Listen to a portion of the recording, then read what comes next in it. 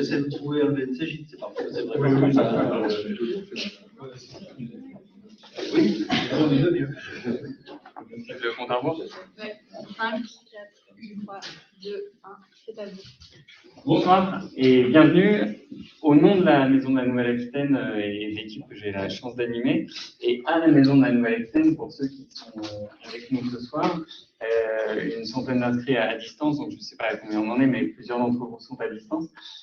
À cela, je rappelle que ces événements et l'ensemble des événements qui se passent dans cette maison sont maintenant sous le vocal d'apéro de la Nouvelle-Aquitaine.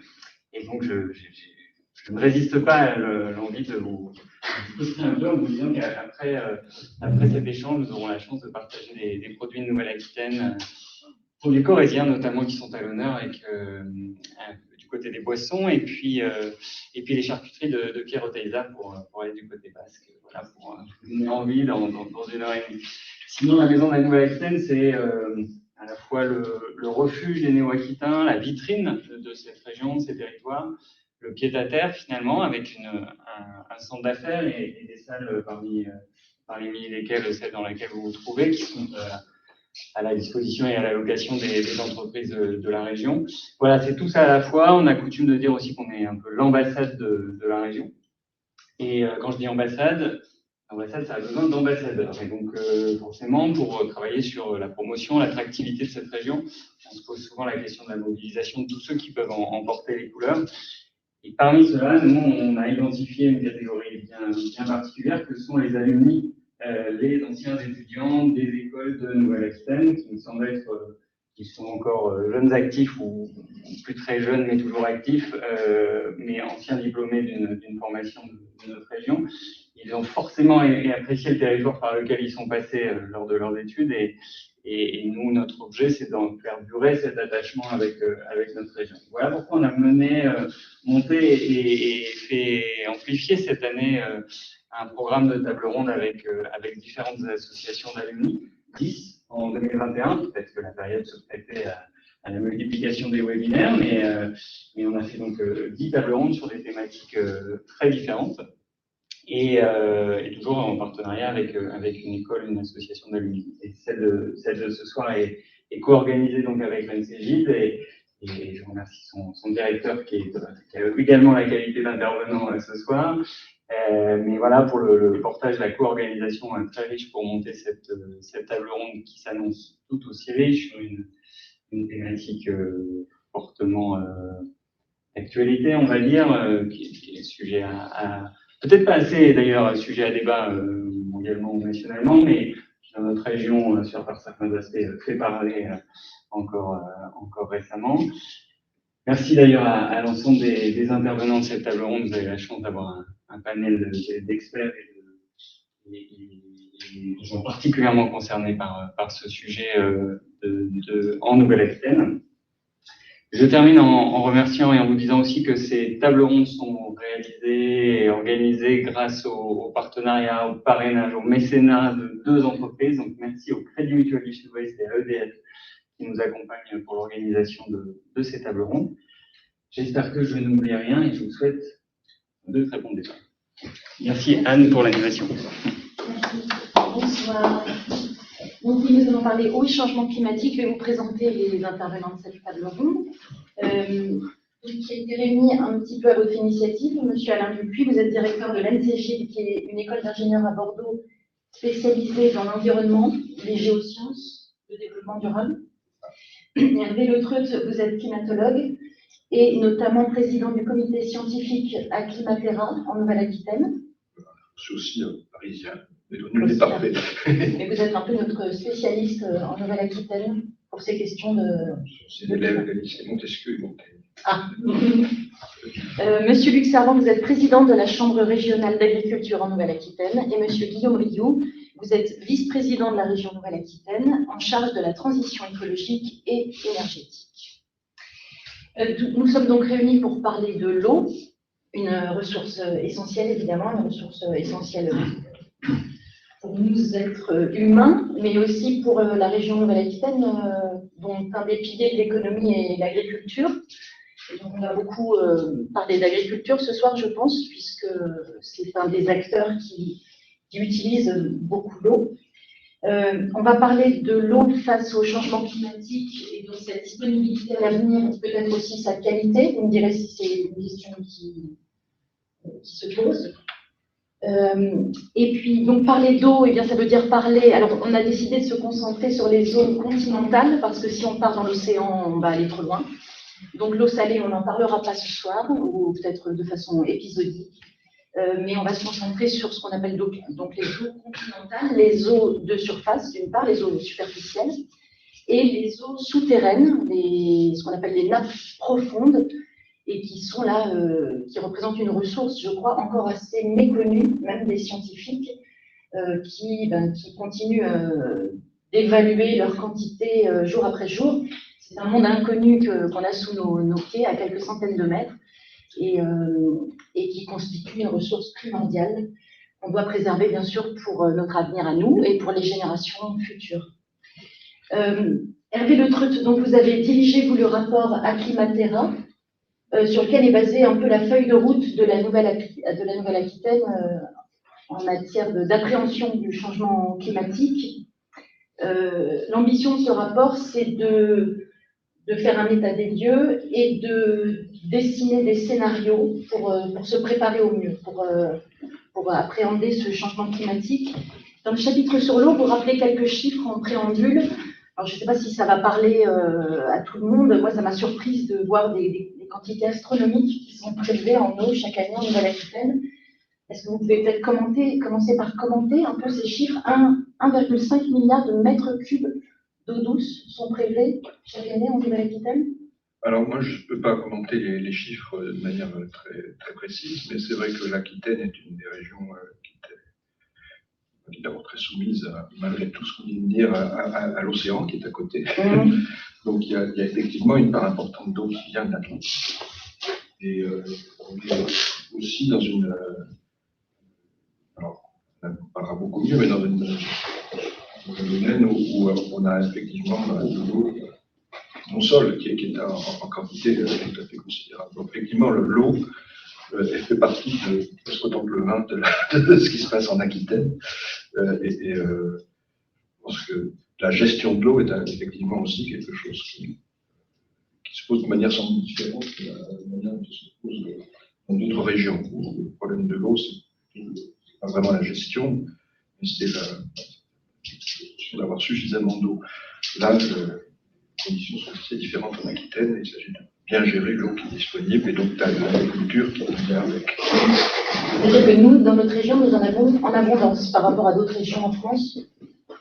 Oui, je pense, parce que je pense que c'est effectivement une ressource qui est plus abondante au niveau Aquitaine que dans d'autres régions, et donc la problématique qui se pose est un petit peu différente. Elle est de préserver les ressources qui sont des ressources patrimoniales parmi les générations qui vont venir.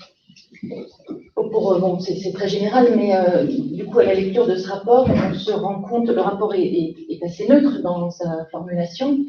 Est-ce que quand même il y a un sentiment d'urgence qui se dégage face au constat que vous avez fait? Quel est le degré d'urgence de se préoccuper de cette ressource? Est-ce qu'on est confortable? Est-ce qu'on a un trésor sous les pieds qui va durer un certain temps?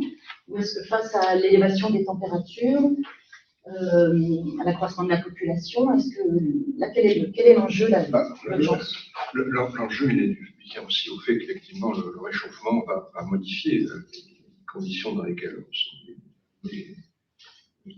L'accès à l'eau, l'accès à beaucoup de ressources qui sont dérivées de l'eau. L'eau, c'est région Aquitaine pour des centrales nucléaires, qui servent de l'hydroélectricité qui se fait dans les montagnes. Enfin, l'eau est aussi un vecteur très, très lié à tout ce qui peut être biodiversité locale. Qui est aussi une histoire différente. Donc, on a énormément de choses qui vont changer avec tout cela. Le réchauffement climatique, malheureusement, il n'est pas dans les mains ni des Bordelais, ni des Parisiens, ni même des Français. En fait, on va être obligé de subir ce qui va se passer globalement, va être un changement important. Je pense que l'importance de ce changement est souvent sous-estimée. Aujourd'hui, il y a un chiffre que j'aime bien donner, je l'ai appris par cœur, je n'aime pas trop les chiffres. Je sens qu'il y a souvent les scientifiques n'aiment pas trop les chiffres. Il y a, dans les années 60, on mettait dans l'atmosphère à peu près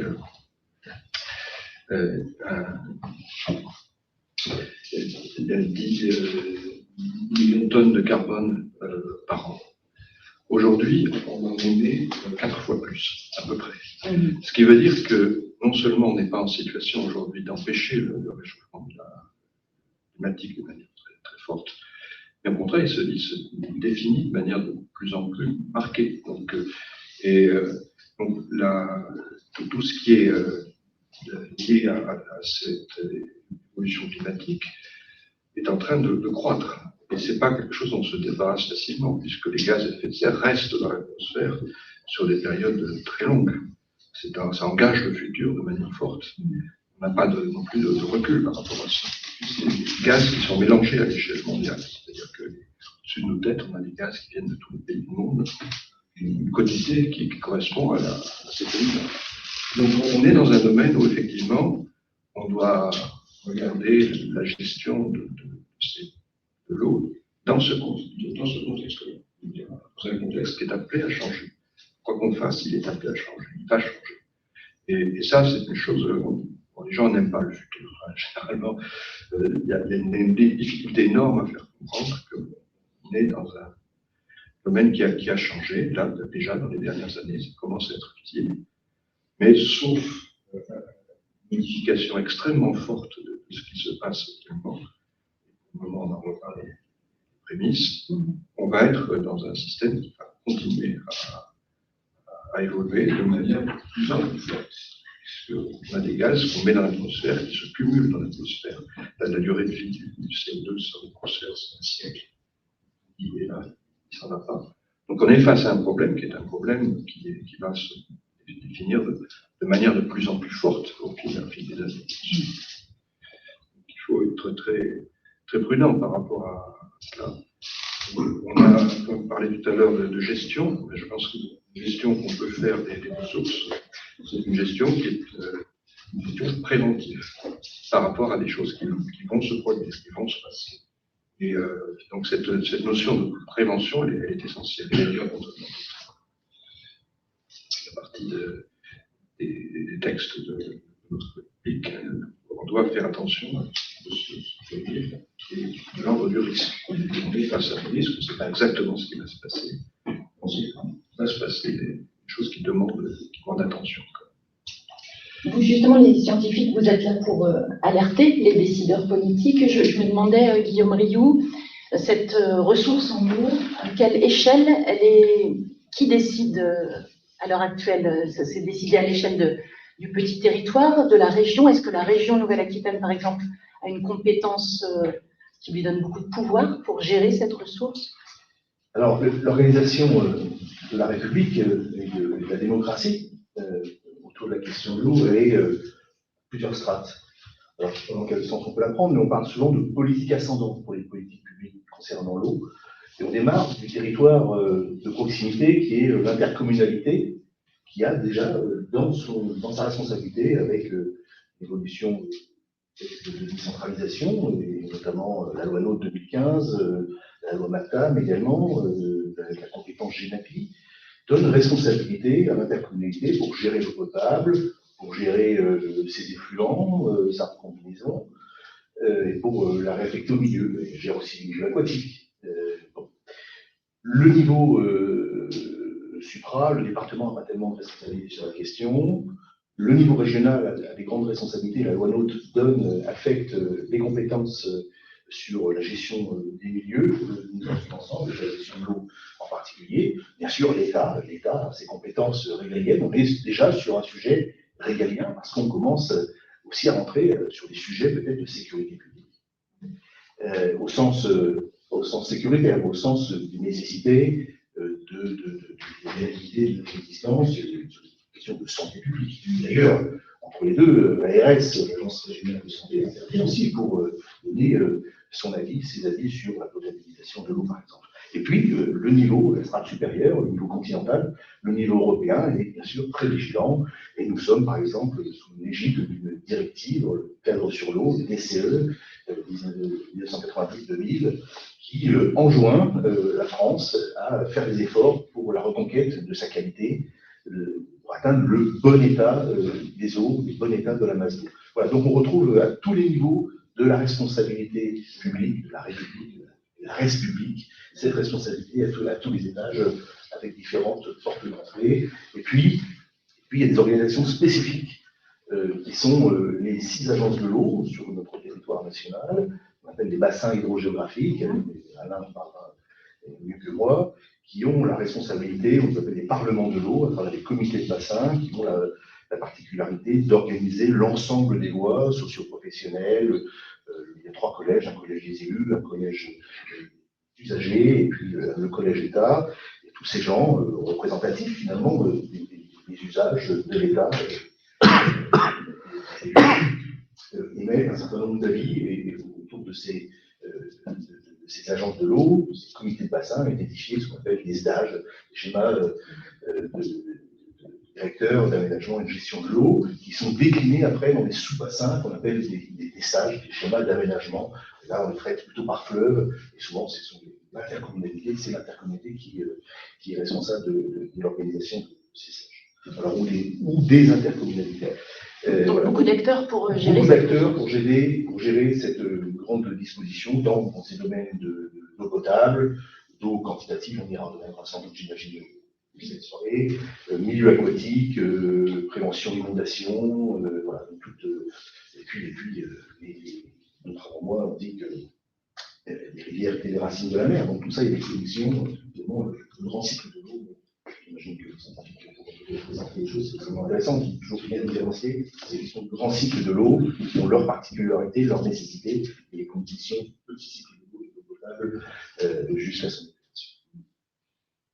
Donc en Nouvelle-Aquitaine, je le disais en préambule, l'agriculture est un des piliers économiques. Je crois qu'on est la plus grande région agricole de France. La première région agricole de France était la première activité économique de la région. Oui. Donc un point important de l'agriculture. On est content de vous avoir avec nous, effectivement, pour parler de ça. Et je crois que la moitié des prélèvements sont faits, enfin quasiment la moitié des prélèvements en Aquitaine d'eau sont faits par le secteur agricole. Ouais. Du coup, les agriculteurs sont des usagers fondamentaux. Si on peut rentrer un peu dans le cœur du sujet, cette ressource en eau, elle est disponible, elle est là, les agriculteurs la puisent avec dans quelle limite, avec quel contrôle Alors, effectivement, pour réexpliquer peut-être le rôle de l'eau sur l'agriculture, l'agriculture a besoin d'eau, les plantes ont besoin d'eau, et je dirais que le premier prélèvement de l'agriculture, c'est la croissance des plantes de manière naturelle, qui là, ça prélève sur un cycle complet, avec justement l'augmentation de la température. Et ça, c'est un des premiers facteurs qui m'avait marqué quand on a constaté le changement climatique à la fin des années 1980 et 90. On a eu en quelques années une augmentation de 20% de la demande supplémentaire climatique, c'est-à-dire que l'eau qui s'évapore dans une année qui est utilisée par les plantes, ça, il y a 20-30 ans, du fait du réchauffement climatique, c'est 20%. Ce qui est énorme sur un cycle, si on le traduisait en mètres cubes, là, sur la région, ça pourrait faire des milliards de mètres cubes, effectivement. Et ça, c'est pas fini, et ça va continuer à s'amplifier. Effectivement, si on regarde aujourd'hui l'évolution de la température, ça veut dire que de toute façon, il y a les plantes, les forêts, tout ce qui est culture, consomment plus d'eau. Et après, il y a les prélèvements pour l'irrigation, effectivement, qui est un prélèvement supplémentaire, qui là, lui, n'est pas un prélèvement naturel, on va dire, c'est un prélèvement qui est fait dans le milieu pour l'agriculture. Et c'est là où il y a aujourd'hui tout l'enjeu entre l'équilibre à trouver un besoin qui est là pour certaines productions, pour maintenir une agriculture, la résilience de l'agriculture, certaines cultures telles que le maraîchage, qui ont besoin d'eau, pour accompagner aussi les agriculteurs dans l'élevage, différentes productions, et ce que peut fournir le milieu. Et aujourd'hui, ce qu'il y a, c'est que les prélèvements se font l'été, parce que c'est là où les plantes ont besoin d'eau, et c'est là où on prélève l'eau, parce que pour l'instant, dans la région, il y a peu de stockage par rapport à d'autres régions, peut-être. Donc les prélèvements se font l'été, à un moment où il y en a moins. Et donc, ce déséquilibre qui existe aujourd'hui en disant, vous prélevez l'eau quand il y en a moins. Et quand il y a plus d'enjeux, parce que l'été, il y a aussi des besoins pour le tourisme, et quand on parle des prélèvements pour l'eau potable, on sait qu'on est une région qui est touristique et une côte où il y a beaucoup de monde, et on voit des prélèvements qui augmentent à ce moment-là, en même temps que l'irrigation, parce qu'il y a besoin d'eau pour les milieux, parce que c'est là où il y a moins d'eau dans les milieux, parce qu'on a l'ostréiculture aussi sur toute la côte, ostréiculture et multiculture qui a besoin d'eau l'été, et puis il y a le tourisme, il y a les centrales nucléaires, voilà, on est sur quelques semaines, quelques mois à l'été, des prélèvements importants dans l'agriculture et avec des disponibilités qui sont moindres parce que le climat chez nous, il y a peut-être de l'eau l'hiver, mais il y en a peu l'été. Donc tout ça est réglementé aujourd'hui et de plus en plus, et c'est l'objet des échanges actuellement. On nous a dit à l'agriculture il y a quelques années, écoutez, vous allez prélever uniquement ce que le milieu peut donner et pas plus. Sauf que le milieu, il peut donner de moins en moins. Et si on veut essayer d'anticiper justement le changement climatique, il y a beaucoup de secteurs où il y a très peu de disponibilité pour l'agriculture, donc réduction des prélèvements, et tout ça est encadré. Il y a des réglementations, des lois, des contrôles. On mesure ce qu'on prélève. Tout ça est géré par bassin, par secteur. Et donc, la nécessité de réduire les prélèvements parce qu'il y a des directives cadres européennes, comme le disait Guillaume, et donc on a obligation d'ici 2027 de respecter le modèle des milieux. Et puis, parallèlement, il y a aussi l'agriculture qui subit le changement climatique, qui subit des sécheresses de plus en plus marquées, et puis qui se dit, j'aimerais bien aussi avoir un peu d'eau, parce que l'hiver, il y en a un peu plus, donc un peu d'eau pour être plus résilient par rapport au changement climatique. En préparant cette table ronde, je demandais à Alain Dupuis, un peu naïvement, s'il y avait des cultures moins gourmandes en eau vers lesquelles il était important d'aller. Et vous m'avez fait la réponse que c'était plus compliqué que ça, je m'en doutais un peu, mais vous pouvez m'expliquer pourquoi? Parce qu'on pourrait se dire donc le maïs consomme beaucoup d'eau, on pourrait partir sur une... alors je ne suis pas agronome, mais ce que je sais quand on fait des bilans, c'est que certaines plantes ont besoin d'eau, si je veux dire au pire des moments, lorsqu'il y a moins de disponibilité.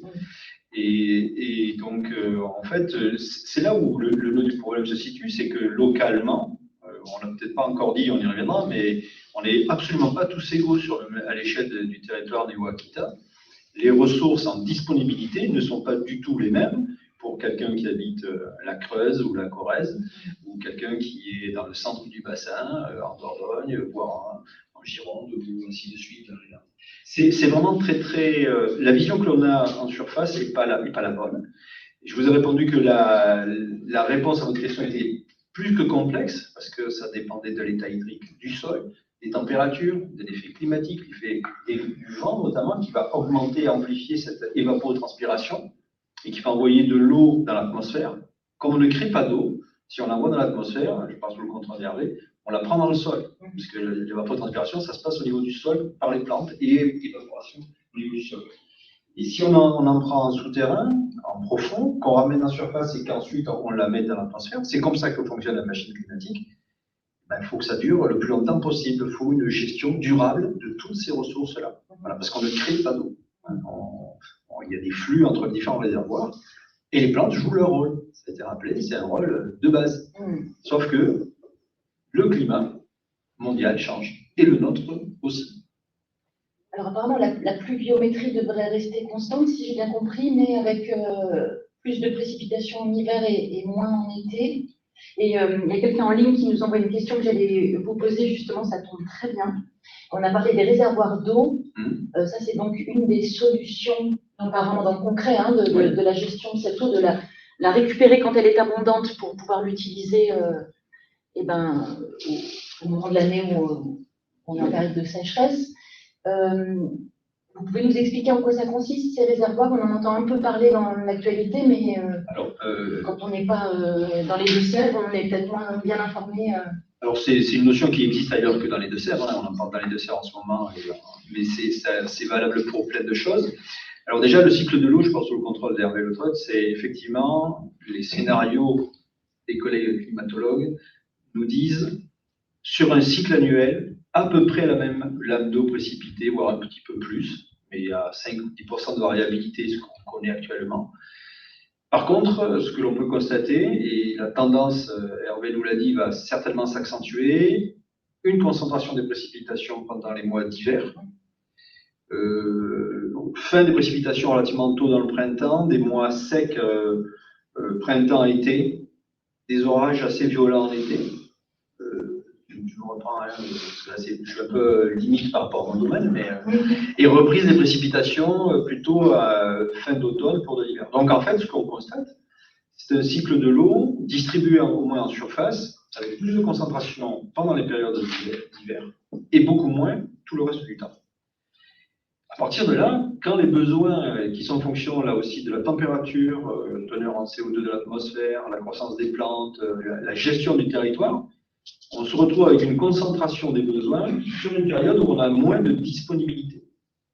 Et l'idée, c'est de dire, en fait, pour ne plus impacter ou impacter le moins possible les milieux de surface, on va créer des réserves dites de substitution. Et le mot important, c'est substituer. On va substituer le prélèvement pendant ces moments de crise pour le milieu naturel qui souffre effectivement de ces pressions-là. On va les prendre quand il y a une disponibilité, notamment donc, pendant ces mois d'hiver. Après, les réserves, les réservoirs sont de type multiple et variés. Il y a ce qu'on va appeler, dans le jargon de tous les jours, des bassines, il y a des infiltrations dans la nappe. Enfin, il y a plusieurs choses, il y a plusieurs éléments, il y a plusieurs solutions d'ingénierie environnementale. Voilà. Mais l'idée, c'est ça, on substitue, on fait un prélèvement quand il y a abondance d'eau, on se débrouille pour le conserver, pour pouvoir l'utiliser plus loin, plus dans l'année, là où le milieu ne supporte plus ces prélèvements, milieu naturel. Ce sont des solutions qui sont encouragées en Nouvelle-Aquitaine, la création de ce type de réservoir et... Alors on est en plein débat politique, parce que cette question de l'eau, finalement, d'ailleurs de l'organisation par les agences de l'eau, un lieu de démocratie de l'eau, je ne vais pas complètement finir mon propos, parce qu'il faut qualifier aussi géographiquement les choses en termes de Nouvelle-Aquitaine. Nous sommes à cheval sur deux bassins hydrogéographiques, 20% grosso modo sur l'agence de l'eau Loire-Bretagne, et plutôt au nord de la région, et puis au sud, la grande partie de Nouvelle-Aquitaine, sur l'agence de l'eau Adour-Garonne, avec ces deux grands fleuves. Donc deux grands fleuves, plutôt la Loire et quelques fleuves directs, puis la Garonne. Il se trouve qu'Alain Roussel, le président de la région Nouvelle-Aquitaine, est par ailleurs président du comité de bassin Adour-Garonne. Et cette organisation politique, elle n'est pas simple, parce que les agences de l'eau sont à cheval sur 2, 3, 9 régions administratives et politiques concernant Loire-Bretagne. Donc ça nécessite permanence de la concertation des acteurs et essayer de trouver le chemin de crête dans cette histoire est très étroit finalement. Alors on va avoir besoin de discuter parce qu'on se trouve face à deux types de concurrence. Des concurrences des facteurs anthropiques, des utilisations socio-économiques qui nous concernent tous et toutes finalement. Face aux écosystèmes, d'une part, et puis parfois aussi des concurrences de la ressource entre hommes et femmes sur le territoire. Donc, on est vraiment dans cette composition politique absolument nécessaire. Et puis, on fait, en mon sens, aussi, on aperçoit la difficulté de la simplification du discours. Et on a la chance, ce soir, intervenant, je pense, pouvoir le dire, d'être 4 personnes nuancées et mesurées. Et ce débat politique aura besoin de cette nuance dans le propos pour pouvoir l'aborder sereinement. Je l'ai dit, monsieur le scientifique, il y a suffisamment d'eau à se partager dans notre région. C'est une chance. D'autres régions sur la planète pour lesquelles c'est beaucoup plus compliqué. Essayons d'organiser la politique noble autour de tout ça. Justement, il y a quelqu'un en ligne qui s'inquiète de ça. Je pense que c'est une question qui est très diffuse dans la population. Est-ce qu'on va manquer à un moment d'eau potable? C'est tout bête. Je suis sûre que la réponse est plus complexe que ça. Mais est-ce qu'on peut quand même donner des pistes là-dessus? Est-ce qu'on va, nous, manquer d'eau potable en France et en Nouvelle-Aquitaine? Est-ce qu'il faut qu'on fermer gravement le robinet ou est-ce qu'on va s'en sortir?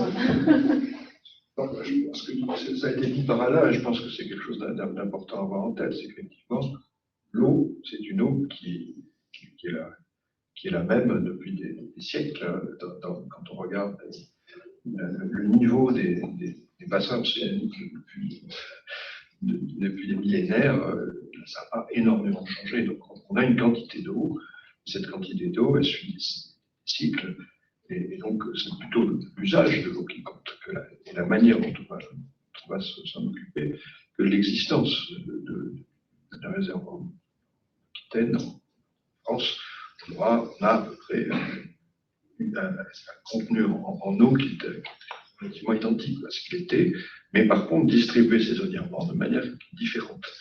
Et c'est vrai que cette distribution saisonnière peut donner une vision des choses qui est un petit peu différente de celle qu'elle est vraiment. C'est-à-dire qu'on a le sentiment qu'on va manquer d'eau, c'est saisonnier. C'est pas quelque chose qui se dessine au niveau annuel.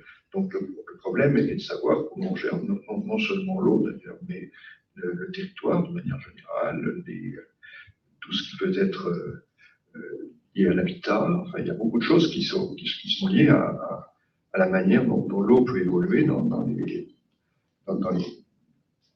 les années qui vont venir. Donc, c'est pas un problème de ressources, c'est vraiment un problème, je pense, d'anticipation, pas seulement d'anticipation, déjà le présent. Donc, on a besoin aussi de comprendre ce qui peut se produire de différent dans les prochaines décennies. Si je comprends bien, on n'en manque pas. Enfin, non, c'est pas, on n'en manque pas de manière directe. On a besoin effectivement de la gérer différemment, il faut savoir comment le faire.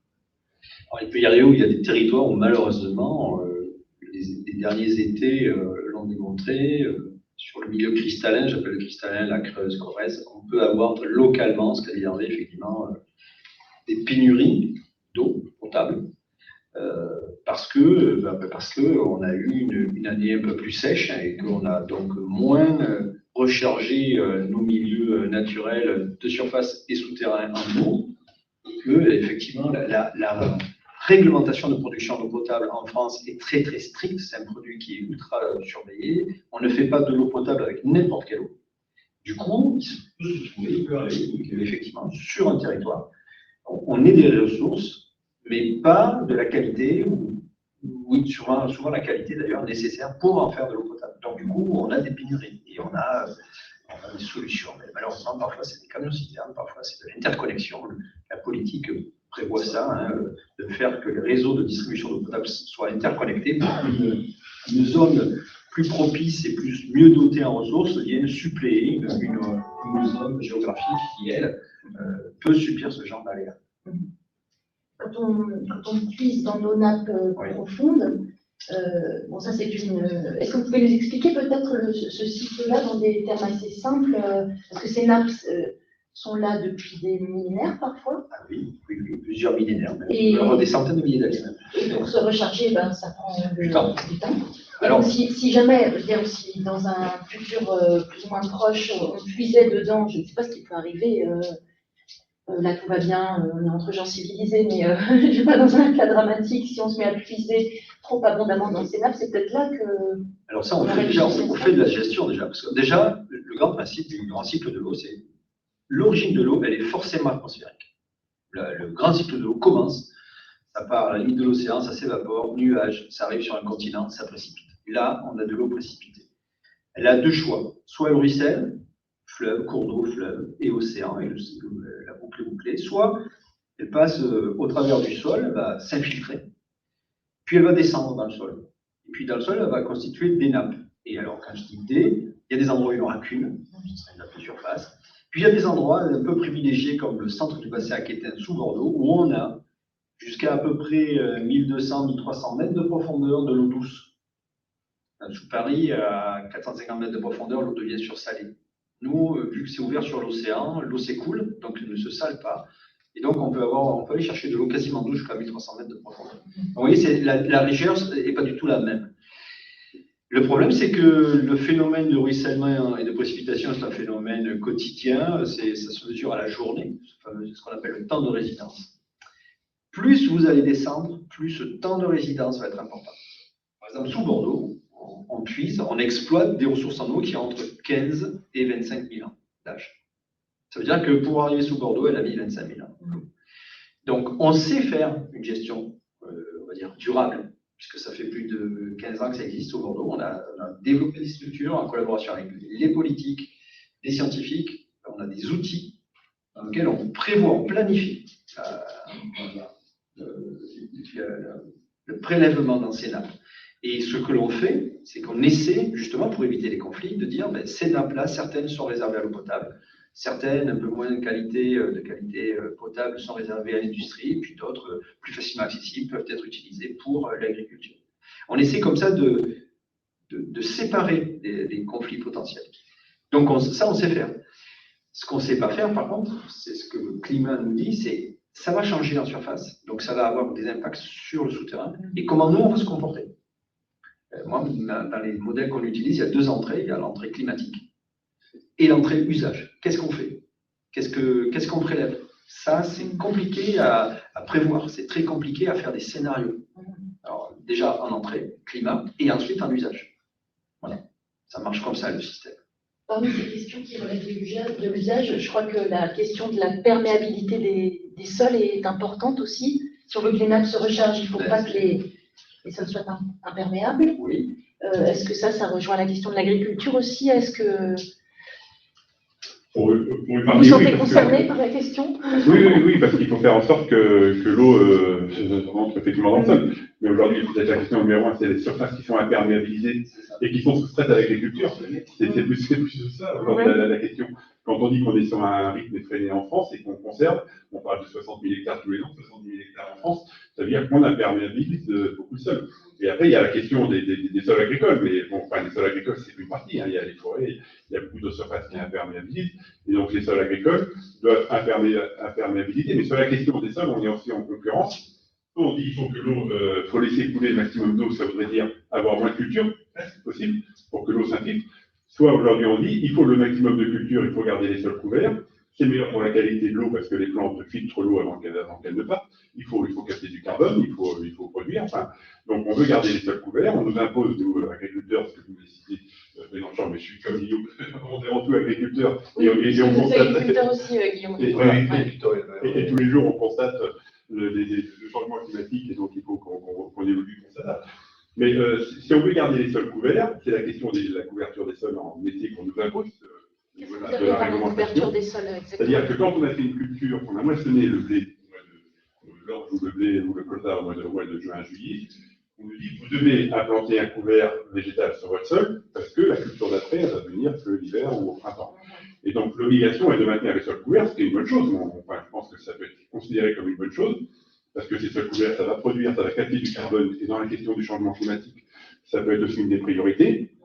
La plante, elle capte de l'eau, mais elle capte aussi du carbone qu'on va remettre dans le sol, donc pour atténuer le changement climatique. C'est aussi de la production qui peut servir, parce que ça filtre l'eau, voilà, par rapport à la question des nitrates, donc ça capte les nitrates qui restent dans le sol après la récolte, pour que le sol produise de manière naturelle, parce que le réchauffement climatique, c'est aussi ça, c'est un sol qui fonctionne plus quand il fait plus chaud et qui produit plus de nitrates, et donc il faut le capter. C'est des plantes qui vont nourrir les abeilles ou la faune ou la flore. Donc la couverture du sol est une bonne chose, mais ces cultures vont aussi utiliser de l'eau. Et donc on se retrouve avec une concurrence à l'automne, et on le voit quand on a des automnes plus secs comme actuellement, en tout cas chez nous. Partout il y a des cultures, ça veut dire que c'est de l'eau qui ne va pas aller dans la nappe. Donc l'agriculture, on est en permanence confronté un peu à ces choix. Alors il y a des choix politiques à faire, quel type d'agriculture on veut, et ça c'est le rôle après du politique des collectivités. Quel type d'agriculture on veut, sur quoi on met la priorité, sur la quantité, sur la qualité, sur la production, sur l'environnement. Et en permanence, on est soumis à ces injonctions contradictoires. C'est le climat qui, lui, par contre, continue à évoluer, à avancer. Et donc, voilà, il faut que l'agriculture en permanence s'adapte. Gardez la parole, Monsieur Servan, parce qu'il y a une question pour vous. Alors, donc, il y a des gens qui nous envoient, ils sont moins timides que dans la salle. Je ne vous ai pas dit, mais vous êtes bien sûr invités à poser des questions si vous le souhaitez. N'hésitez pas. Vous pourrez même venir dans la caméra. Oui, monsieur. Le gaspillage.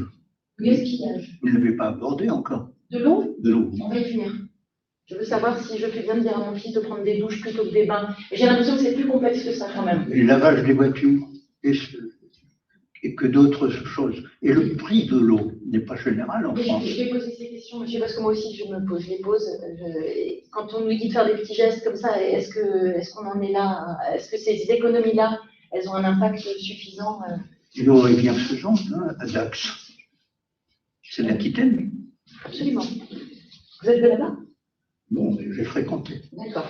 On parlera de ces questions très concrètes après, si vous voulez bien.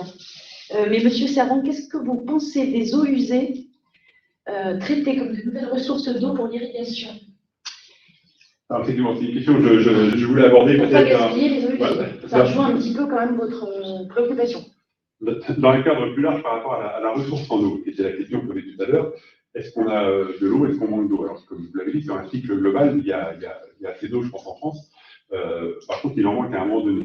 Et comment est-ce qu'on peut avoir de l'eau quand il y a des besoins, enfin de l'eau utilisée de manière efficiente? Et effectivement, il y a la question du gaspillage.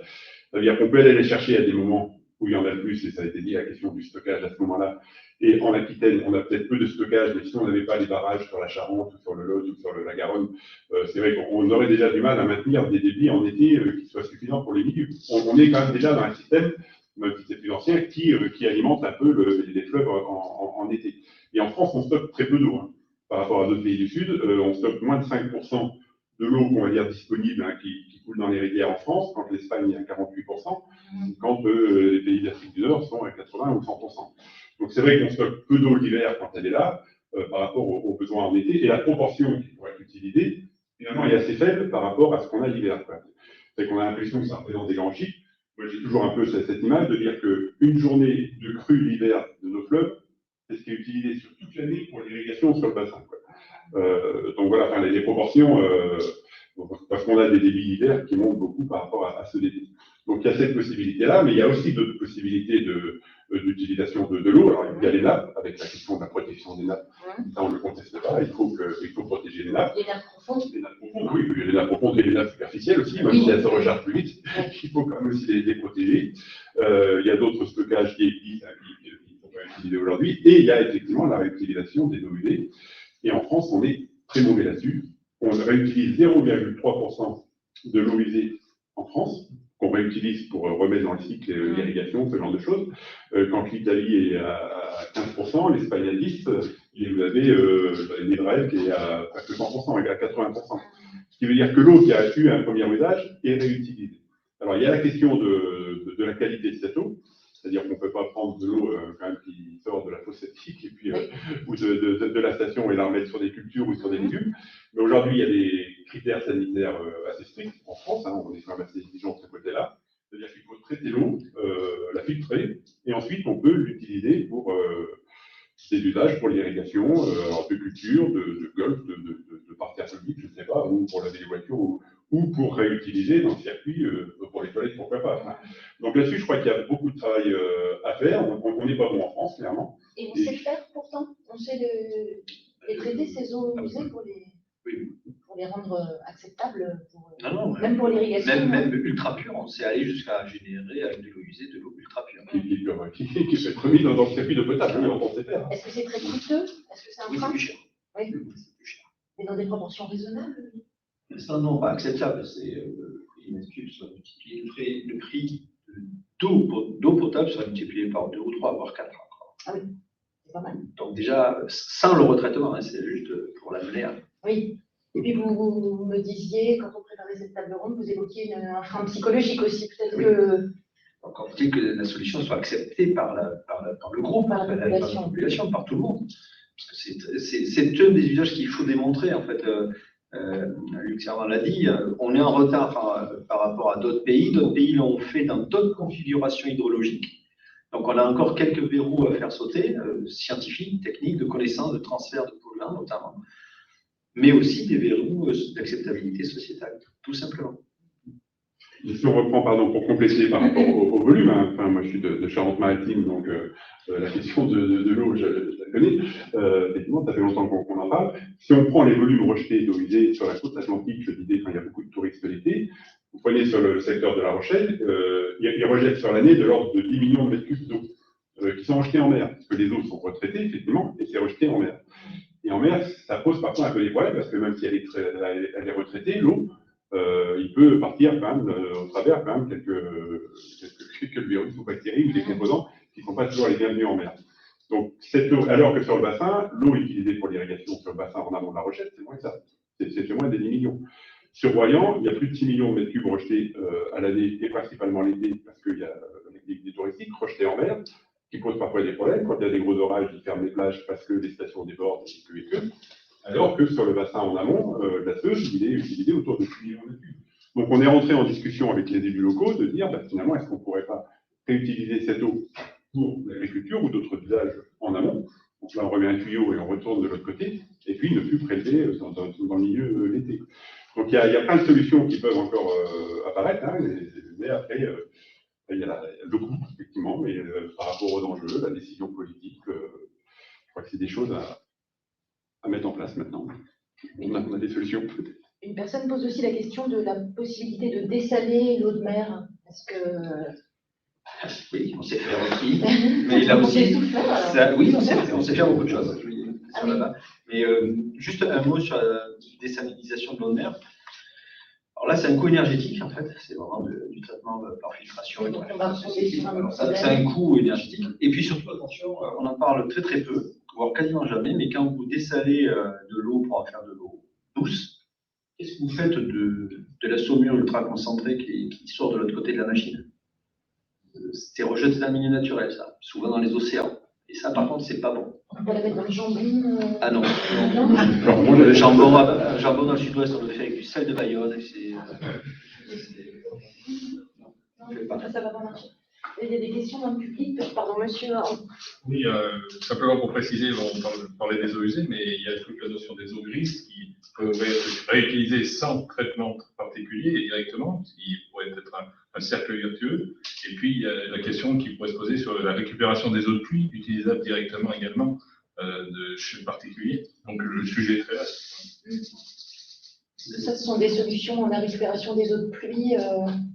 Oui, tout à fait. Ce sont des petites quantités, non? Non, on parle chez les particuliers. Non, mais dans l'agriculture. Non, c'est le problème, c'est la démocratisation. C'est qu'est-ce que vous allez en faire? La réglementation pour réutiliser des eaux que vous récupérez chez vous en France, sur votre parcelle, pour la réutiliser, elle n'autorise pas pour l'instant que vous puissiez la réutiliser dans votre usage quotidien, si les deux réseaux entre l'eau potable qui vous amène de l'eau et l'autre ne sont pas strictement déconnectés. Mais pourquoi? Parce qu'on a eu l'expérience des réseaux qui ont été connectés et par surpression, on a contaminé le réseau d'adduction publique.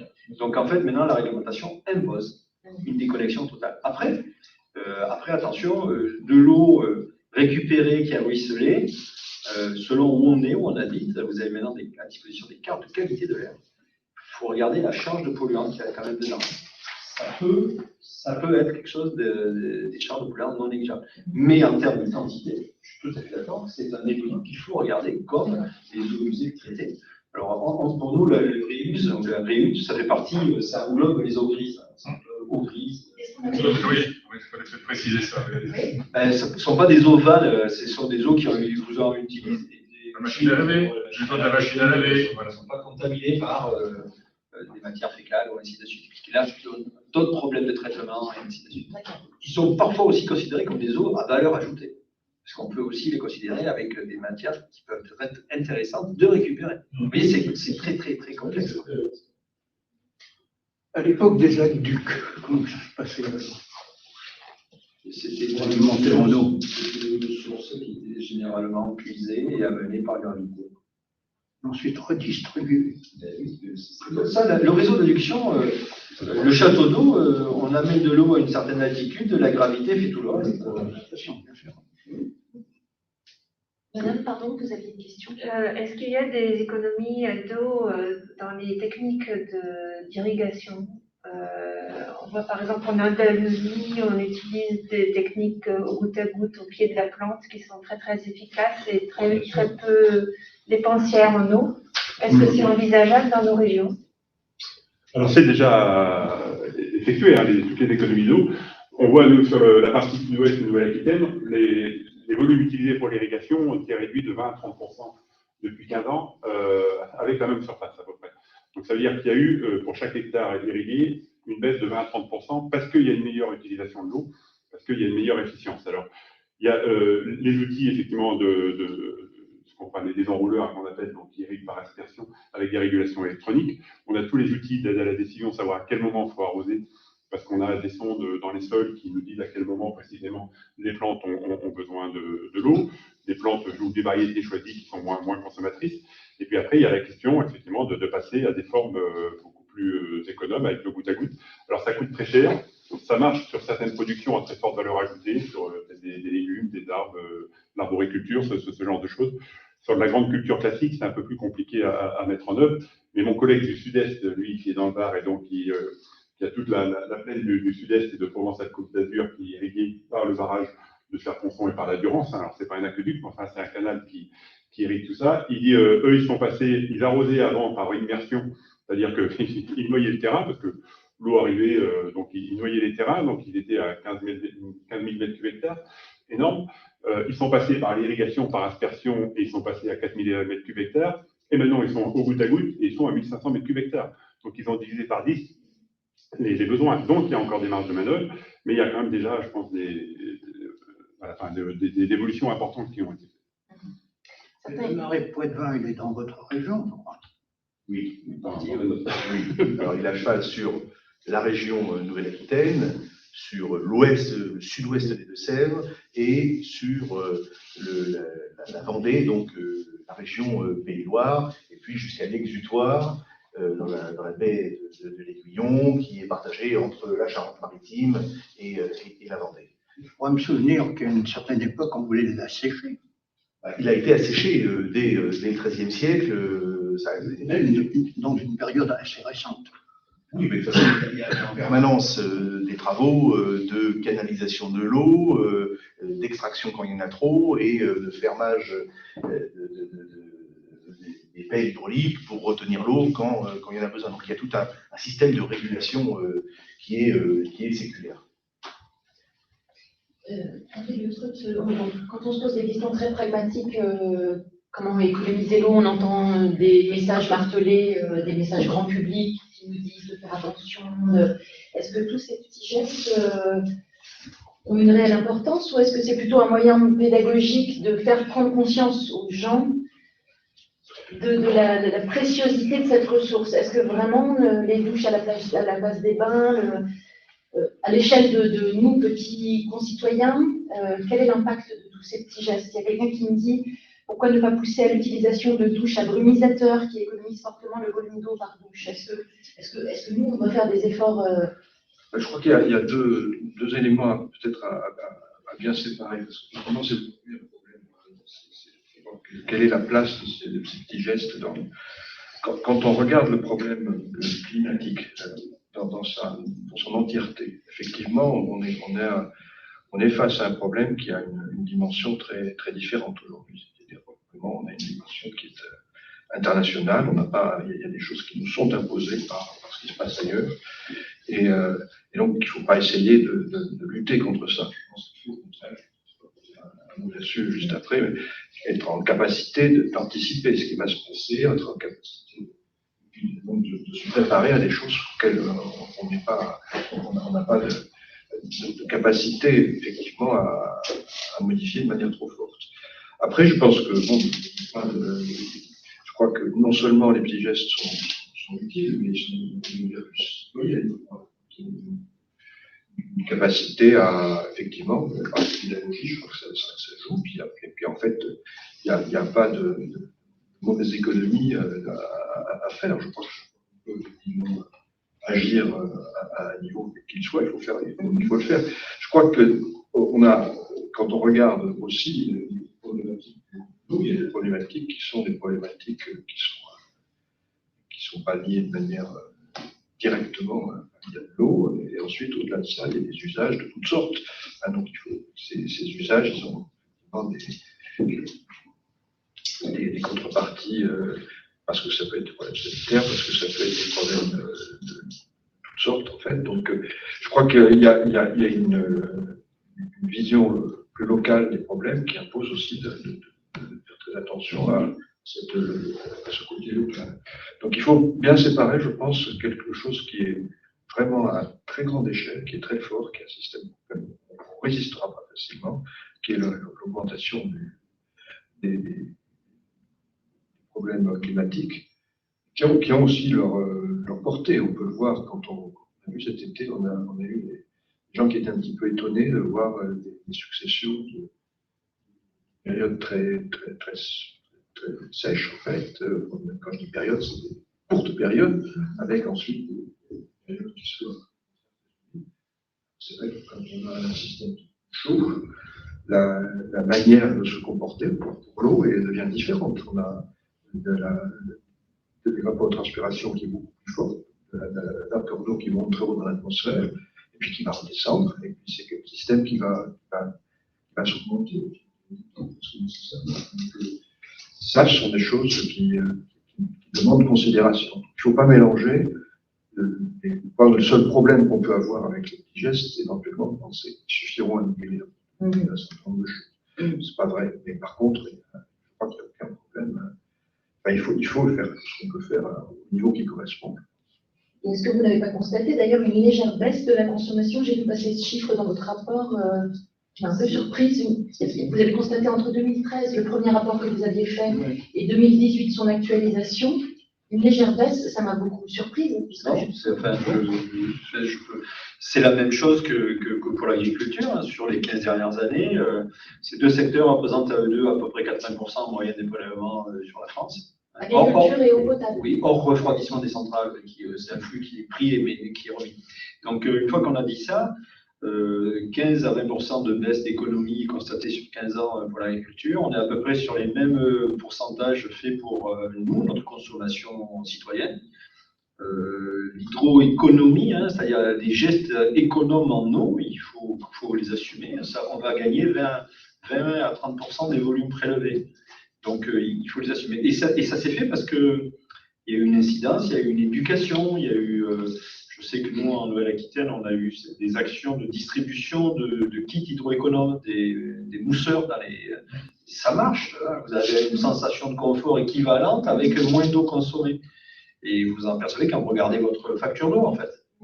Donc tout ça, on va dire, intégré, sommé, en fait, ça nous donne un degré de liberté et une durée, on va dire, une souplesse dans la gestion.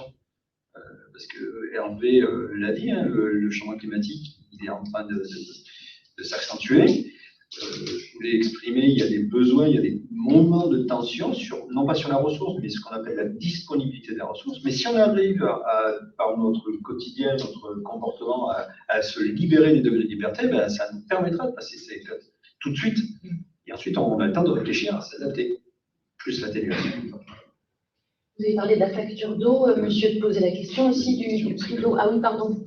Je voulais juste ajouter, vous parliez des mousseurs, mais les industriels de la robinetterie, par exemple, ont travaillé aussi sur des nouveaux robinets de votre salle de bain, avec des positions justement à consommation réduite, parce que quand on ouvre le robinet plein pot, on utilise beaucoup plus d'eau que ce dont on a réellement besoin, alors qu'aujourd'hui, il y a justement des solutions qui permettent d'économiser de l'eau tous les jours. Ça va encore plus loin que de prendre un bain ou une douche, quoi.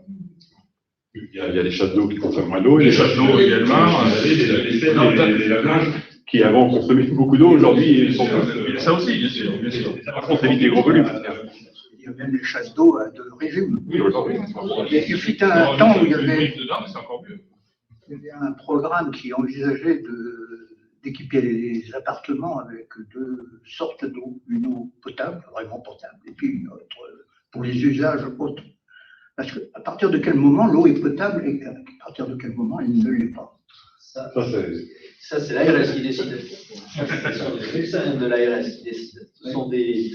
L'agence régionale de la... En fait, c'est du ministère de la Santé qui donne... ce ne sont pas des normes, c'est basé sur la norme de l'OMS, l'Organisation mondiale de la santé, et on a des valeurs guides.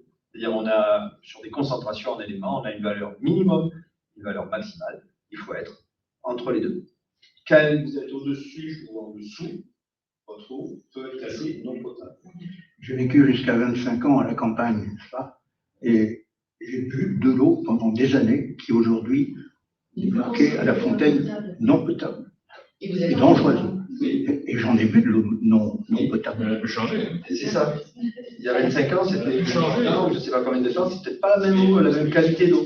Ou alors elle n'est plus contrôlée, donc on ne prend pas le risque de dire qu'elle est potable. C'est le volet sanitaire et sécurisation des populations. Là, moi, je suis hydrogéologue agréé, je ne peux pas donner une autorisation si je ne suis pas assez énorme. La ressource en eau dans les îles. Oui. On entend à l'heure actuelle qu'à la Guadeloupe, il y a encore des secteurs où il n'y a pas d'eau courante. C'est lié potable. C'est lié à quoi? C'est lié à un problème uniquement économique ou parce que la ressource est rare, parce que... Dans les îles de Guadeloupe, je pense que la lame d'eau précipitée doit amplement suffire à générer de la ressource. Je pense qu'il n'y a pas d'eau potable parce qu'il n'y a pas de réseau d'eau potable. C'est ça qu'il faut comprendre. C'est-à-dire sur certains hameaux ou certaines habitations. Oui, il est devenu non potable suite à l'usage de pesticides. Mais ça, c'est dans le sol. Mais si vous la captez en surface, si elle n'a pas transité, parce qu'il pleut quand même beaucoup, hein, vous devez pouvoir générer de la ressource. Il faut aussi la traiter. Je pense que... Même en Bretagne, certaines eaux sont trop riches en ceci ou en cela. Bien sûr, mais comme partout, partout en France, vous avez des pollutions qu'on va qualifier d'anthropiques suite à notre activité, puis vous avez des pollutions, des contaminations qu'on va nous qualifier par rapport au fond géochimique, c'est-à-dire que c'est la nature qui donne ça. À Bordeaux, les eaux sont potables, sauf qu'elles sont trop chargées en fluor. Le fluor, c'est super bien quand on en prend tous et toutes dans notre dentifrice, sauf que quand il y en a trop, c'est moins bien. Alors, ça va juste vous générer des points blancs sur les dents. Mais ça va déclasser certaines ressources et certaines zones. On sait qu'on a de l'eau, des ressources en eau importantes, mais on ne va pas les utiliser pour l'agriculture. Alors attention, on est en France. On est un pays où on est, l'eau potable, l'eau du robinet fait partie des produits sanitaires les plus surveillés. Et il faut le savoir. Oui, tant mieux, alors je ne juge pas, je vous donne juste un tas de faits. Mais pour répondre à votre question, je pense que c'est plutôt parce qu'il y a des endroits où il n'y a pas de réseau de distribution d'eau potable. Donc c'est une volonté politique. C'est un impensé politique. Oui, un impensé. Oui, c'est une organisation politique. Voilà. Depuis le temps, c'est inquiétant. Oui, mais peut-être qu'il y a aussi des problèmes. Comme il y a des endroits où il n'y a pas de richesse. On s'éloigne un peu de la Nouvelle-Aquitaine. C'est ça. Oui. Nos intervenants seront moins experts peut-être de ce qui se passe là-bas. Et pour remettre le débat sur le territoire qui nous intéresse, est-ce que le prix de l'eau, bon, ça c'est une question aussi fondamentale. Je crois qu'il est bon de toujours rappeler, alors effectivement sur le petit cycle de l'eau, les solutions par l'innovation technologique, les solutions dites curatives, on peut les envisager. Mais elles ont un coût, on a pu le dire tout à l'heure. 3 fois, 4 fois, 5 fois, 10 fois, selon le type de matière que l'on doit traiter. Il faut toujours penser préventif en la matière, et notamment sur la question du grand cycle d'eau. Il est absolument inimaginable un jour de traiter l'eau des fleuves, ce grand cycle de l'eau. C'est simplement impossible. Donc il faut s'inscrire dans des schémas préventifs qui sont toujours moins coûteux. On a en Europe une expérimentation au long cours bien connue sur la vallée du Mangfall, côté de Munich en Bavière, ou au pied des Alpes, de la station de Garmisch-Partenkirchen. L'eau est collectée à partir de ce point et emmenée jusqu'à 60 km vers Munich. Ils ont fait des choix de prévention d'une agriculture tout à fait particulière, quasiment sans production et sans utilisation de produits phytosanitaires d'une part, et puis la forêt contribue aussi sur cette vallée de 6 000 hectares, à hauteur de 3 000 hectares, où là il y a une épuration qui est assez parfaite. Ils ont fait les calculs et se sont aperçus que en indemnisant sur le long terme, avec des contrats de 18 ans, avec des montants importants de plus de 500 € hectare, les agriculteurs sur ce secteur, qui était 27 fois moins coûteux à la collectivité de prévenir que d'épurer. Il faut toujours avoir cette question en tête. Pour autant, vous savez, dans cette société, on parle toujours des injonctions contradictoires, mais je pense aussi qu'il y a un certain nombre de désirs contradictoires. Parce que je reviendrai sur la question de l'agriculture, peut-être en conclusion tout à l'heure de ce que nous pensons pour ce qui va se passer demain, notamment autour des questions de réserve de substitution, puisque c'est sans doute le sujet du moment. Mais pensons aussi dans nos désirs contradictoires d'un consumérisme effréné, qui est reparti là, plein pot, depuis cette sortie de crise, qu'il y a d'autres contaminants que les contaminants agricoles. Il y a les questions, par exemple, des hormones que nous utilisons parfois à grande échelle, enfin pas parfois, toujours à grande échelle. On a un petit souci aussi du côté des antimitotiques. Il faut traiter nos maladies au long terme, mais évidemment, ce sont aussi des perfusions, des molécules qu'on a du mal à traiter, qui potentiellement peuvent poser. Voilà. Donc on est vraiment sur cette question d'un antagonisme entre nos désirs, nos pratiques humaines et les possibilités d'absorption dans nos écosystèmes. En région de Nouvelle-Aquitaine, il faut par ailleurs qu'on pense que nous allons, d'après les prospectives démographiques, passer de 6 à 7 millions d'habitants dans les 10-15 ans. Donc l'accroissement des pressions va sans doute continuer. Moi j'ai du mal à croire, et je fais le parallèle avec les questions énergétiques, on est vraiment dans le même cadre. Souvent je dis que on a pu ces 10-20 dernières années avoir une sensibilisation, une éducation sur les questions de l'environnement. On le voit, le terme biodiversité est monté en puissance et les gens se sont appropriés. Sur les questions d'eau, et on le voit ce soir à travers vos questions, il y a aussi vraiment des questions d'éducation populaire, d'éducation politique à mener autour de l'eau, comme elle est amenée autour de la question de l'utilisation de notre énergie au quotidien. C'est le même débat. Les gens ont beaucoup de mal à appréhender leur consommation d'eau. Je ne sais pas si vous connaissez vos consommations annuelles, c'est pas sûr. Vous connaissez vos consommations budgétaires mensuelles avec des salaires, des entrées, des sorties, un nécessaire équilibre. Souvent les consommations de carburant pour votre automobile aux 100 km, mais les consommations d'eau, les consommations d'énergie, qui sait, dans notre pays et dans notre Occident plus globalement, que l'on consomme en moyenne 27 mégawattheures d'électricité par an. Et d'ailleurs, qu'est-ce que c'est qu'un mégawattheure? Qu'est-ce que c'est qu'un contrat de territoire avec 15 millions de mètres cubes d'eau? Tout ça, ce sont un problème d'ordre de grandeur à appréhender, et ça, c'est très technique. Excuse-moi, je peux faire une petite parenthèse par rapport à ce que tu dis, par rapport à la consommation d'eau. Voilà, non, mais par rapport à la consommation d'eau, est-ce que vous pouvez dire le nombre la quantité d'eau que chaque être humain ou français utilise par jour? 150 litres. Dans les 200 litres, je crois. C'est en moyenne 2500 à 3000 litres. Parce qu'à boire, effectivement, il nous faut 2 litres pour boire. Les 150 litres, c'est ce qu'on utilise quotidiennement parce qu'il y a la douche, voilà, le lave-linge et tout ça. Mais par rapport à l'eau qui est utilisée au travers de la consommation alimentaire, des légumes, la viande, pour produire le coton qui nous habille, pour produire le téléphone, pour produire la voiture. D'ailleurs, même le whisky, il faut de l'eau. Le whisky, le vin rouge, la bière, tout ce que vous voulez, c'est de l'ordre de 2500 à 3000 litres par jour et par personne qu'il faut prélever sur le milieu. Voilà, c'était juste la parenthèse. Mais effectivement, donc on voit bien que ces pressions anthropiques, ces pressions humaines sur les milieux, elles sont générées aussi par notre consumérisme. Donc qu'est-ce qu'il faut faire avec ça? Donc il y a des questions de sobriété, puis il y a des questions d'organisation politique. Si on revient sur la question agricole qui nous occupe en ce moment, moi je pense que ça fait l'objet finalement d'un nouveau contrat social agricole.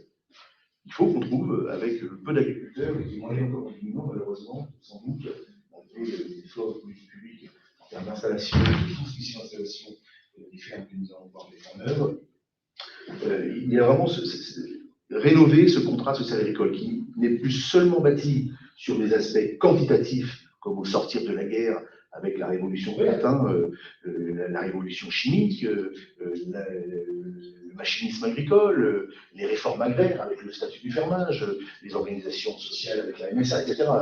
Tout ça a fonctionné pendant 30, 40, 50 ans. Puis là maintenant, il y a d'autres demandes, d'autres désirs, puisque nous sommes, excusez-moi du terme, mais un petit peu gavés d'un point de vue quantitatif. Et maintenant, nous avons des aspirations qualitatives et il faudra certainement assouvir. Donc, imaginons ce nouveau contrat social agricole. Il repose, et vous l'avez entendu, les scientifiques nous ont dit, il y a suffisamment d'eau, mais beaucoup d'eau l'hiver, peu d'eau l'été. Or, l'agriculture a besoin d'eau plutôt l'été. Donc, cette eau, le stockage de l'eau n'est sans doute pas une hérésie, mais sans doute une solution en matière technologique, d'innovation technologique, mais aussi en matière préventive, avec finalement une sorte de panel de choses concernant les solutions fondées sur la nature. Mais ce n'est pas suffisant, il faut stocker l'eau, mais ce nouveau contrat agricole, et Alain Rousset s'est exprimé ces dernières semaines dans la presse et dans le Sud-Ouest notamment, ça repose sur un certain nombre d'enjeux. Le premier, c'est qu'évidemment, et la société le demande à travers cette alimentation de qualité, c'est l'agriculture biologique, ce sont les labels rouges, les AOP et les AOC, plus de 280 signes de qualité en Nouvelle-Aquitaine. Hein. Grand Sud-Ouest, le bien manger, le bien vivre, c'est vraiment l'expression de notre région.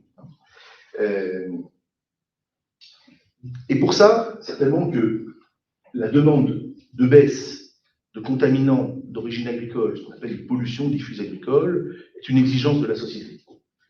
Donc, ce que nous proposons, et ce que propose Alain Rousset, c'est un contrat social qui envisage de diminuer de 50% l'utilisation des produits phytosanitaires, d'une part. D'autre part, il y a la question du partage de l'eau.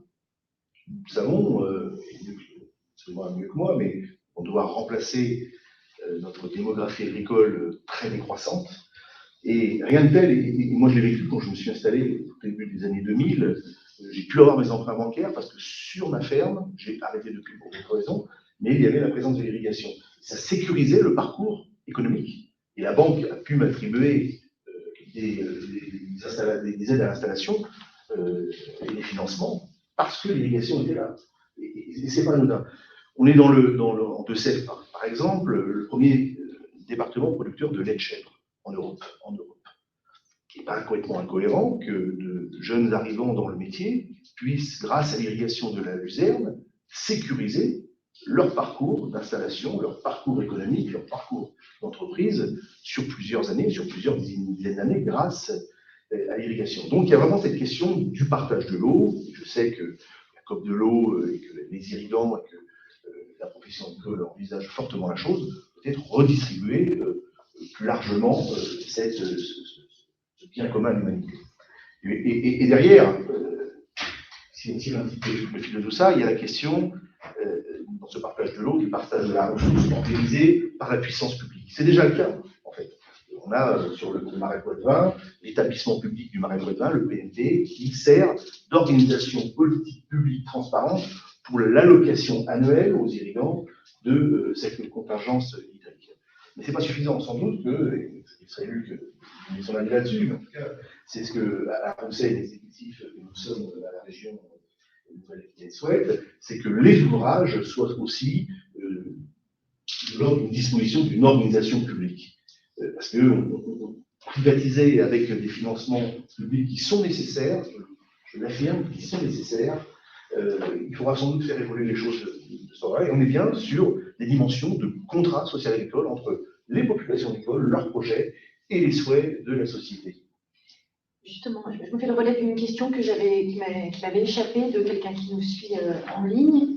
Puisque vous parliez du partage de l'eau, nous sommes une région qui est pourvue, nous sommes un pays qui est pourvu. Cette personne se posait généreusement la question de qu'est-ce qu'on ferait, enfin, est-ce qu'un jour on va instaurer plus de partage entre des populations? Bon, c'est pas du tout le cas en fait, ceux qui ont de l'eau en ont, et M. Dupuis nous disait que même à l'échelle d'un tout petit territoire, c'était difficile d'organiser ce partage. Par exemple, on parle actuellement d'aller chercher de l'eau dans le Médoc, je crois, pour fournir la métropole bordelaise.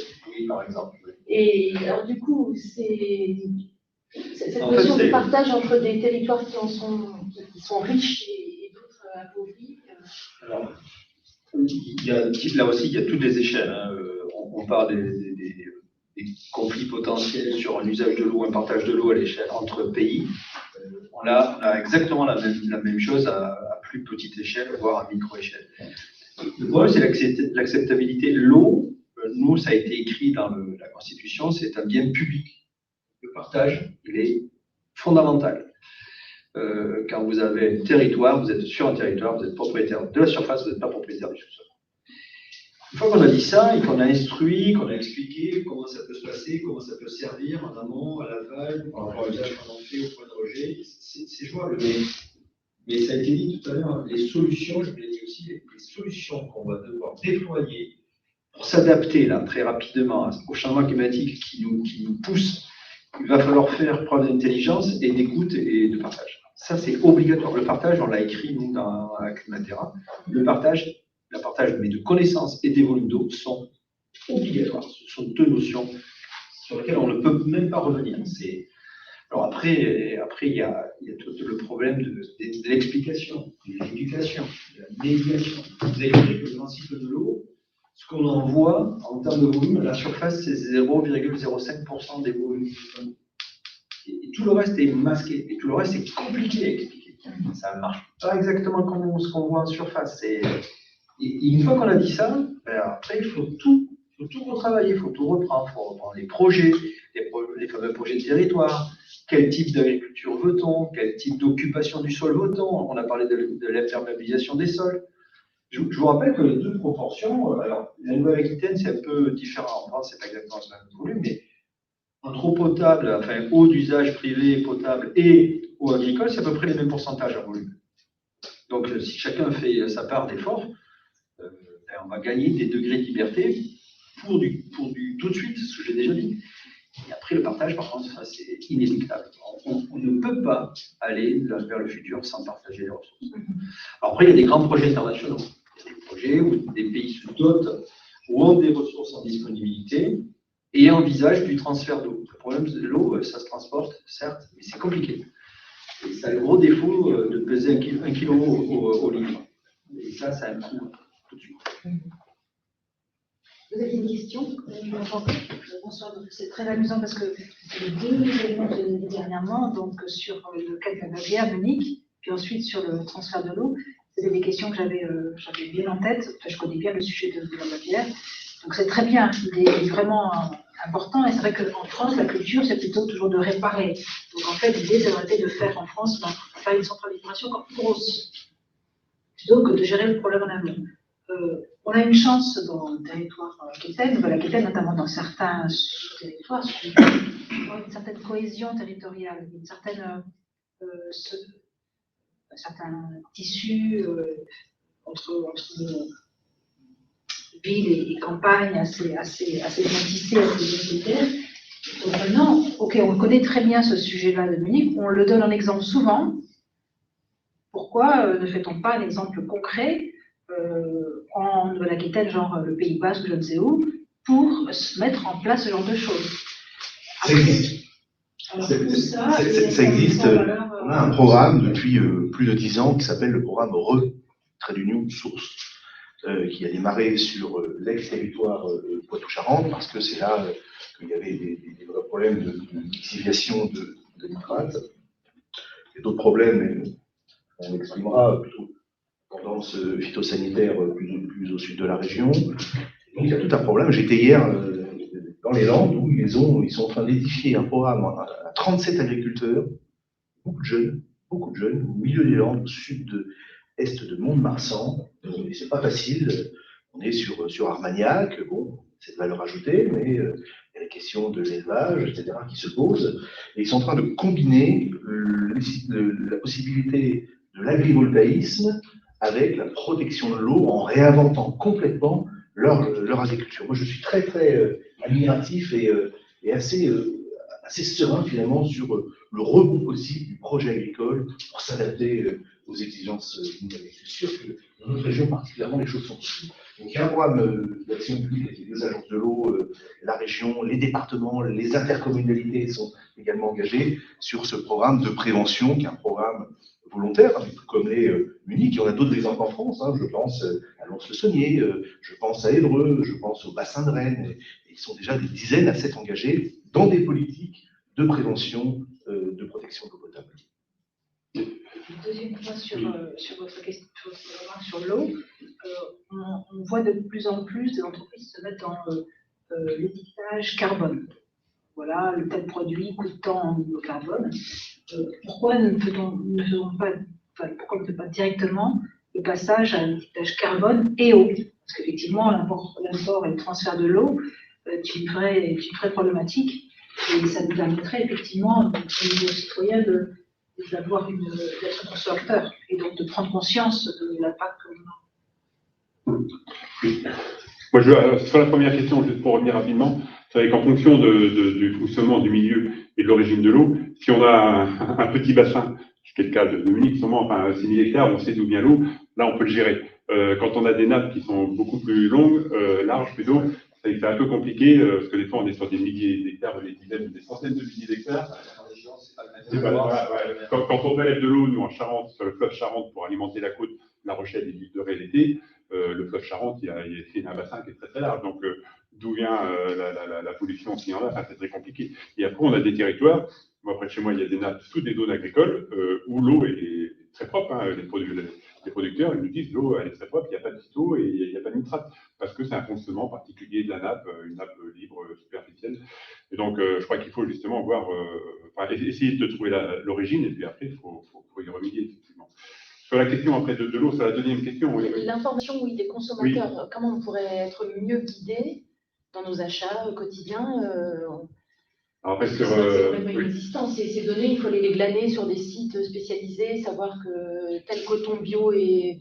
Il faudrait le faire sur tous les produits. Parce que là, ça va. En fonction de l'origine du produit, si c'est une banane ou un ananas produit en Guadeloupe, peut-être qu'il y aura moins d'impact sur l'eau que si c'est du haricot produit chez nous.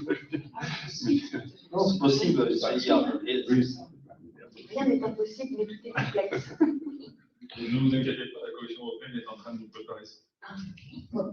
La question de l'eau, les entreprises responsables aujourd'hui, quand elles font un bilan carbone, elles font en même temps le bilan eau, au niveau d'une entreprise, je parle. Hein. Donc après, il y a effectivement des informations qui sont disponibles pour les bilans au niveau des produits. Mais c'est des choses qui sont en train de se mettre en place. Je voulais juste revenir sur la notion de partage qui a été dite par Alain. Je pense qu'il y a aussi dans ces problèmes de gestion des territoires à plus grande échelle, des enjeux qui sont, à mon avis, quand même effectivement des enjeux de partage qui sont importants. C'est-à-dire que il y a un lien quand même entre ce qui est la manière de gérer l'économie de problématiques énergétiques ou de problématiques liées à l'eau. Tout ça, c'est des choses qui vont un peu ensemble quand même. C'est-à-dire qu'on ne peut pas avoir une politique pour l'eau, une politique pour l'énergie qui soient séparées. Et ces politiques pour l'énergie, elles dépendent aussi de ce qui se passe au-delà de nos frontières. Et ce qui se passe au-delà de nos frontières va jouer aussi parce que on est dans un système qui va évoluer, comme je l'ai dit. En gros, les émissions de gaz à effet de serre d'aujourd'hui font le climat de demain, et on sait à peu près ce qui se passe au climat de demain. On sait d'ailleurs qu'on a un problème mesuré avec le modèle qu'en gros, les 20 dernières années, on ne s'est pas trompé sur la manière dont ça va évoluer. Les 20 prochaines années, on sait à peu près comment ça va se passer. Donc il y a une gestion un peu plus large de ces problèmes qui va être nécessaire. Je pense que si on la limite à des choix qui sont complètement locaux, on va d'abord créer des conflits, je pense, à un moment donné. Et puis on va aussi passer à côté de solutions qui sont utiles pour nous. Je pense que quand j'en vois l'usage qui est fait un peu de ces connaissances scientifiques sur ce qui va se passer, parce qu'on sait déjà que ça s'est passé il y a 20 ans et qu'il n'y a pas de raison que ça change, on n'a pas été optimaux, je pense, par rapport à une gestion du territoire qui fasse, je ne pense pas nécessairement à l'Aquitaine en l'occurrence, mais qui fasse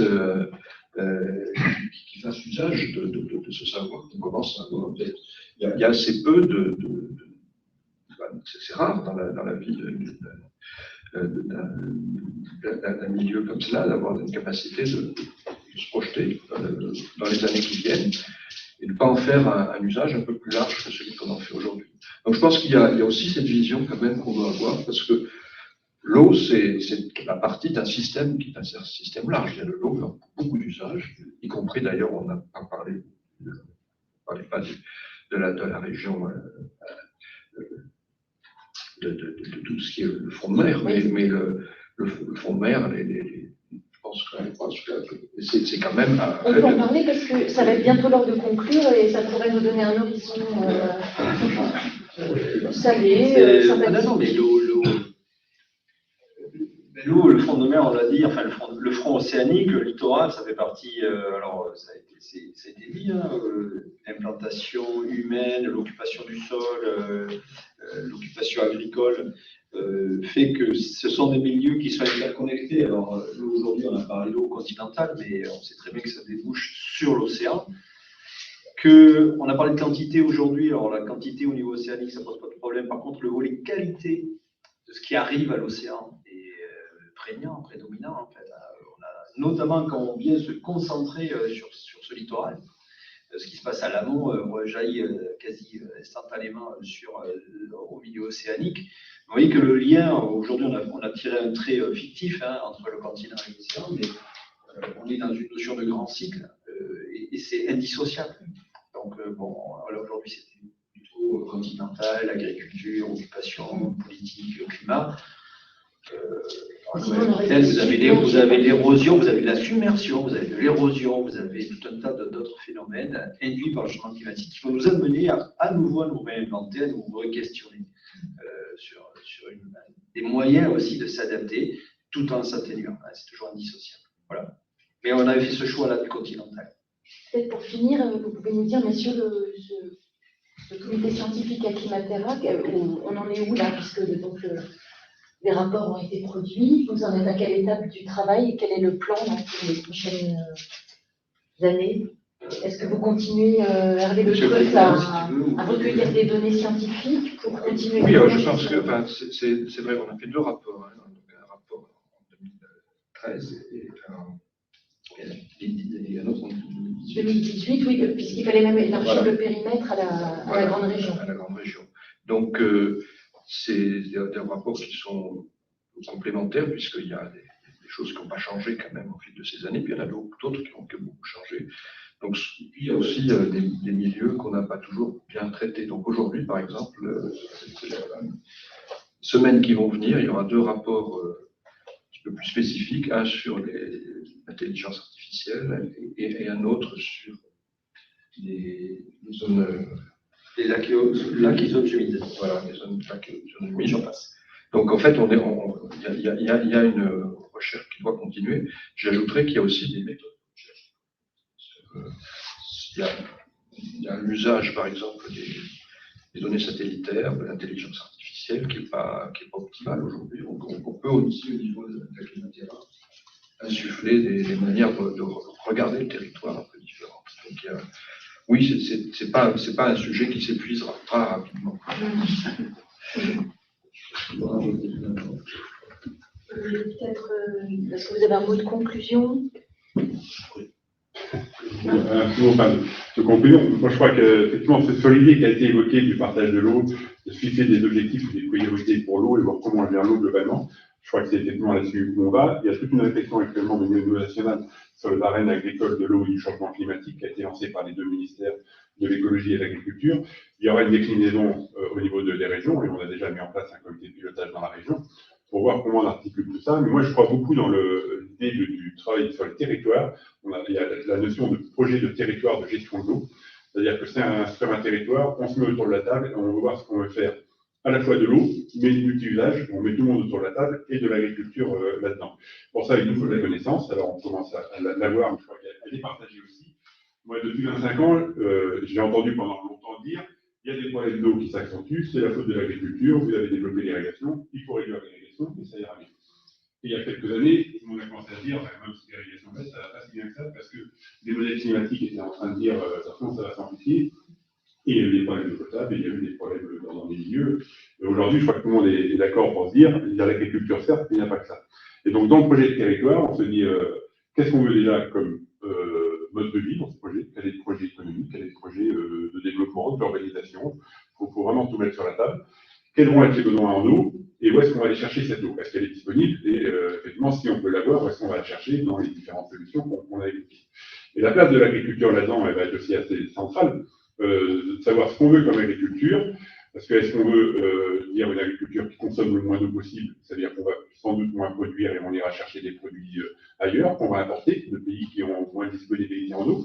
On importe de plus en plus de fruits et légumes, on a doublé nos importations depuis 15 ans en France, on importe de plus en plus de poulet, on importe de plus en plus de cochons en France.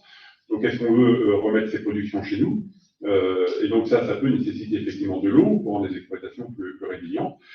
Et puis de l'eau, c'est de la production alimentaire, mais c'est pas que ça. On parlait tout à l'heure de la question du carbone.